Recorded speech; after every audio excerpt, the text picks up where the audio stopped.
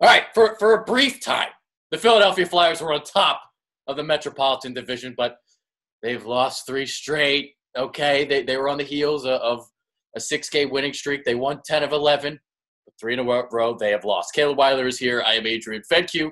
So we're going to talk about, the recent slide, but also talk about, the 10 of 11 that they won.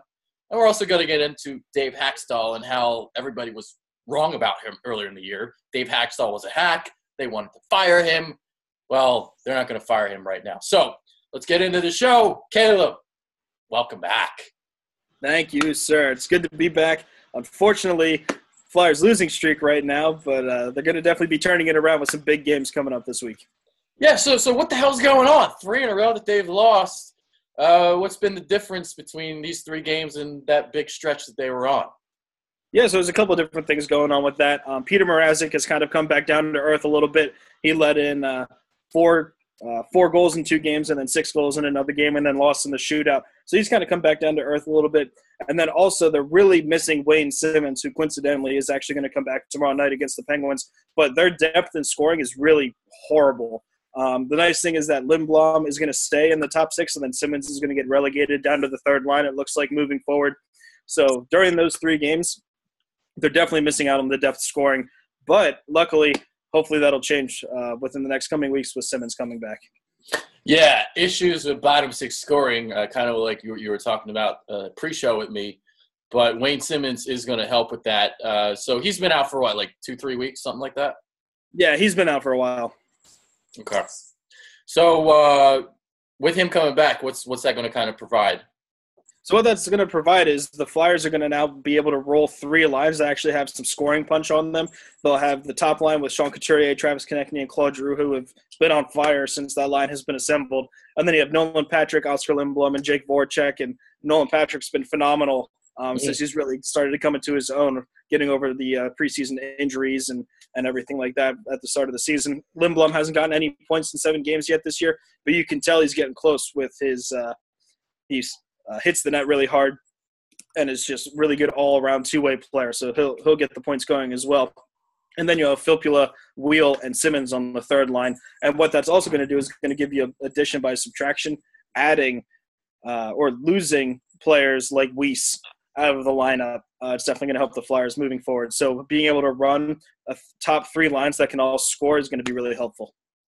Yeah, Oscar Lindblom was a guy that they recently called up. So you say he has no points, though, but you like the way he's played, though. Yeah, absolutely. He crashes the net. He's always in the right place at the right time. Just hasn't gotten any lucky bounces yet.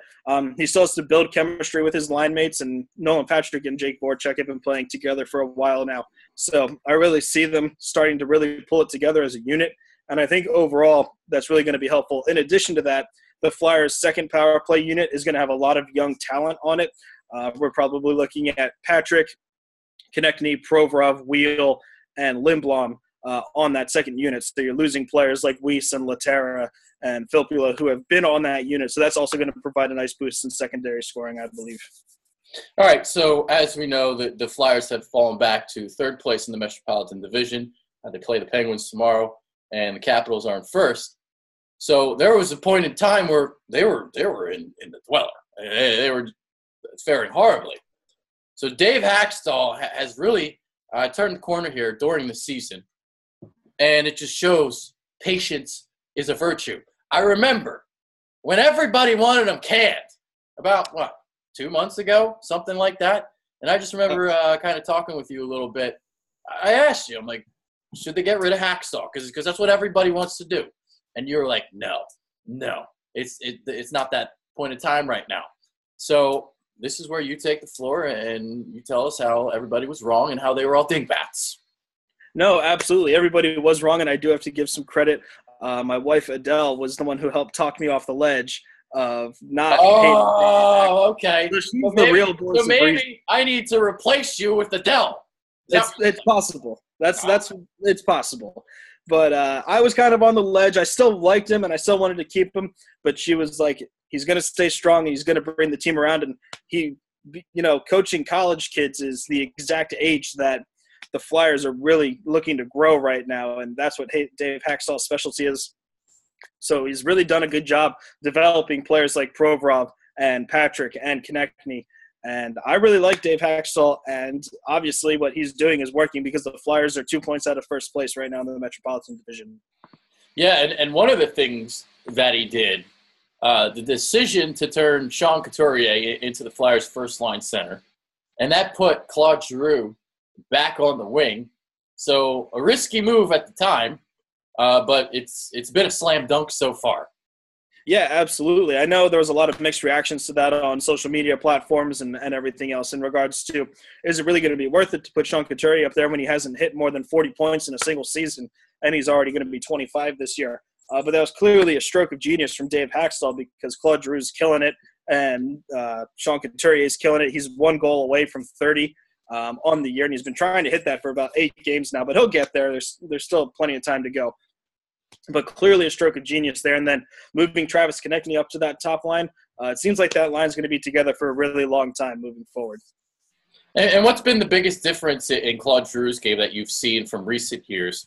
Because I remember we've had debates between you and Brian in the past. You know, some people wanted to trade Claude Giroux, and you wanted to keep him. And, well, once again, you're looking like a genius. But was that Adele too? But tell me the truth. No. That was me. That one was me. Okay. All right. You can stay on the Bitter Birds. But the biggest thing about Claude Giroux is the fact that he doesn't have to play a 200-foot game anymore. So he is now able to be more creative offensively, make more chances offensively, and he doesn't have to focus on the defensive part of things like Sean Couturier does. So that's the one thing that Sean Couturier does really well is he's always in the right position offensively and defensively. And now Claude Giroux can kind of do as he wishes around the ice and not have to worry as much as playing defense as he can on offense. Let's get into Nolan Patrick. You kind of briefly brought him up. I got some statistics. I prepared for this show. So in his first 29 games, only had 29 shots on goal, but in his last 24, 54. So shooting the puck a lot more than he did earlier in the season. So what are the things that you're seeing from him? I know you brought up the injuries and stuff, but what have you seen from him the last 30 games or so that's been so different than the start of the year? There's been a lot of positives for Nolan Patrick. The one main one is that he actually did get bumped up to the number 1 power play unit with Lane Simmons out, and he scored a lot of goals that way. I believe he did have a 4 or 5 game goal streak earlier this season within the last couple of weeks or so. And again, he's just one of those guys that has an insanely high hockey IQ, and he's always in the right place at the right time. I'm glad to see that he's shooting more. Like you said, he's almost shooting at 2 shots a game now, which is good, not great, but still good, and he has a crazy release. I really like what I see from him. He has insane vision on the ice, and he always just seems to be one step ahead of everybody else you can see. And throughout the season, he's gotten a lot faster as well. So it's really exciting to see what he's going to do. I really think that he's going to be a main pivot for the Flyers next season. Peter Mrazek, you brought him up earlier as well. Kind of struggling recently. Do you think he'll bounce back? I do. Peter Mrazek, just like every other Flyers goalie that we've ever had since Ron Hextall, is extremely, extremely streaky. When he's on, and then when he's not on, clearly he's not. Andrew McDonald is one of those guys that I haven't always been a fan of, but clearly he's missed when he's not in the lineup. The Flyers did lose 10 games in a row when he was out earlier in the year, and then he missed last night's game, and they fell apart defensively there too. So it looks like he'll be back tomorrow as well. So it's important to have him in the lineup, and I think the Flyers are going to show up against the division rival Pittsburgh Penguins tomorrow night and hopefully come home with the W. Yeah, that's who they would play right now if the playoffs started today. It would be, a little 7-game series between those two. And obviously recently the Flyers have kind of had the Penguins' number. But tomorrow, huge game. I believe it's in Philly. And currently the Flyers are a point behind. So big game in the division. This could, potentially, not it's only one game, but big game to obviously help the cause in terms of getting home ice advantage for a first-round series. Absolutely, and you can't let this turn into a 3-point game. This has to be a 2-point game if you're going to win. You can't let the Penguins get a point in this, because if they do, then you're still behind them in the standings. Like you said, there's still going to be about 15 games to go after this one, but you got to get all the points you can in your division, and that's extremely important So the Flyers are really going to have to buckle down and really get 2 points tomorrow night and not let the Penguins get them into overtime. It's really good because the Penguins are actually missing their starting goaltender in Matt Murray, and he's out indefinitely. So it's definitely possible that the Flyers are going to be able to overtake the Penguins if they can't get consistent goalie from their 2 backups. Yeah, so they're going to be playing at Boston, so they got back-to-back. Pittsburgh at home, and then at Boston the next night, Winnipeg, and then they get the Las Vegas Golden Knights on Monday. The Vegas Golden Knights. Can you believe how great they've been? Holy Christ. Yeah, that's been the story, I think, in all of sports this year. The fact that an expansion team is vying for not only number 1 in their conference, but number 1 in the entire league. Nobody could have seen that coming, and it's going to be interesting to see what happens to that team next year because they have a lot of guys on expiring contracts and a lot of guys who may not want to re-sign there, or they might get some free agents or some good trades coming into there. So they're definitely an anomaly in regards to what the Golden Knights are going to be this year and moving forward. Yeah, I know this is a Flyer show, but I'm like so intrigued by how in the hell are they? They're 42-18. They've got 89 points. They're second in the Western Conference behind Nashville. That's just madness.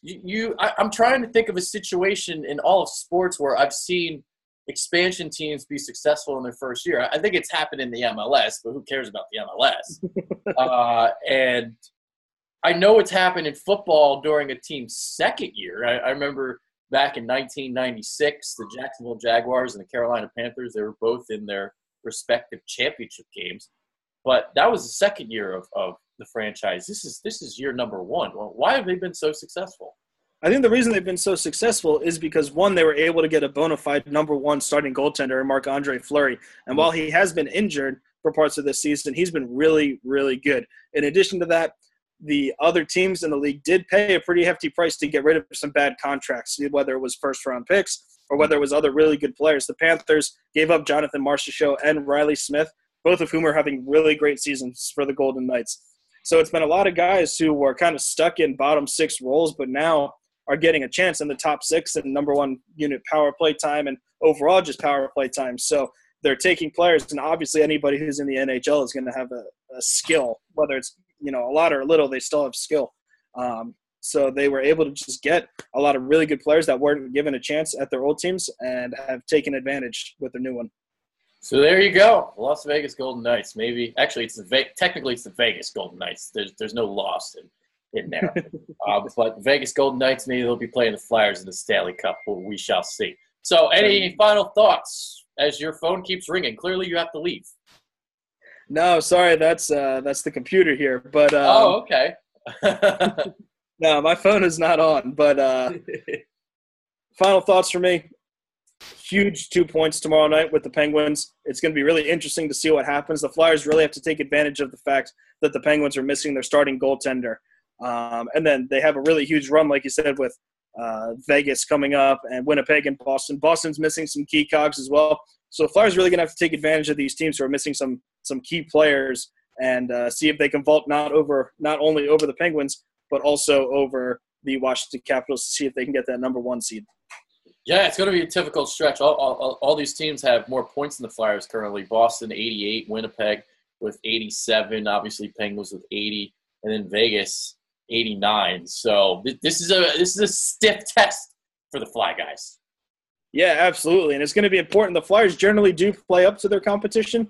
So it'll be good to see if Peter Mrazek can kind of get back on track and if the Flyers are able to pull out at least half of these points out of these games. And the really important ones are going to be the ones against the Penguins and then the ones against the Bruins as well. You always got to win within conference. So there you go. That's Caleb Weiler. I am Mr. Hockey, Adrian Fedke. We are out. Peace. Peace.